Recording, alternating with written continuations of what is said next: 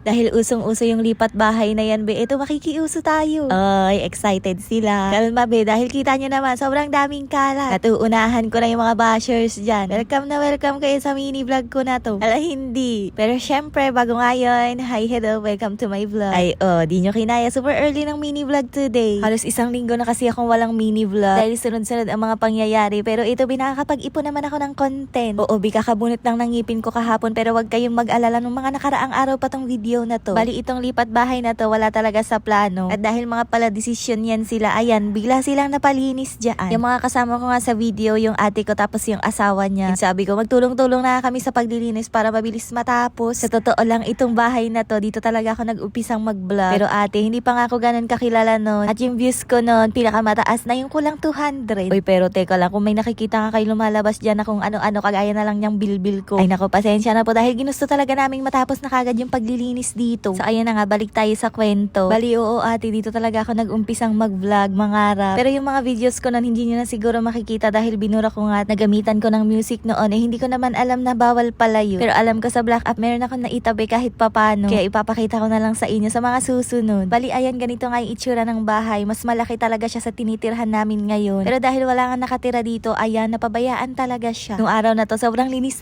na talaga ako. Dahil akala ko hanggang dito sa loob sobrang kalat or dumi. Pero ate, hindi naman pala. Ayan lang, may mga konting gamit na nakatambak. Tapos, napakaraming to yung dahon. Yung mga sa tingin kong hindi naman na magagamit, ayan, pinagsushoot ko na sa basurahan. And halos lahat naman yan, gamit namin noon. Kaya okay lang na itapon na. O diba? Shoutout sa mga nagkaroon ng ganitong lagayan ng TV. Grabe, halos kaedad ko siguro yan. At hanggang ngayon, okay na okay pa siya. Anyways, alam ko may mga magtatanong dyan kung kaninong bahay nga to. Nako, ito po ay sa papa ko. Pero dahil meron ding bahay ang mama, ayan hindi na natirhan. O diba? Hindi naman sa pagmamayabang. Yung cabinet sa The Conjuring, nandito lang naman sa amin. Ala, hindi. Alam ko, usong-uso yung mga ganyang cabinet dati. And sa pagkakatanda ko sa mga lolo at lola pa nga namin yan. Pero ayan, buhay na buhay pa nga. Alam nyo ba, habang naglilinis nga kami dito, naalala ko talaga yung nakatira pa kami dito. Oo, kasi yung mga gamit namin dito, colorful pa. Pero bago kami umalis dito, lahat yan sila maayos. Pero siguro dahil ang laki-laki nga ng bintana dito, napapasukan ng mga kung ano-anong hayop. Kagaya na lang ng mga pusa, kaya ayan, nagkanda gulo-gulo na. And ayan ate, sa sobrang daming kalat, nakaapat na plastic lang naman kami ng basura. Yung kusina nga pala ng bahay na to, nandito sa labas, pero hindi ko nga muna mapapakita dahil nalaglag yung bubong ate. Kaya nga bago tulipatan, marami pa talagang kailangang ayusin at gawin. So alam nyo na, marami kayong aabangan. Sa ngayon, dahil wala pa naman pampagawa ng bubong, naglinis lang talaga muna kami. And sabi ko nga, ilabas na rin namin tong mga nakuha naming basura para nga pag dumating yung truck ng basura, maitatapon din namin. Pero ayan ate, sobrang love kami ni Lord, kaya paglabas namin, sakto namang dumating yung truck ng basura. O siya, paano, hanggang dito na lang muna at abangan nyo na lang yung renovation ng bahay na yan.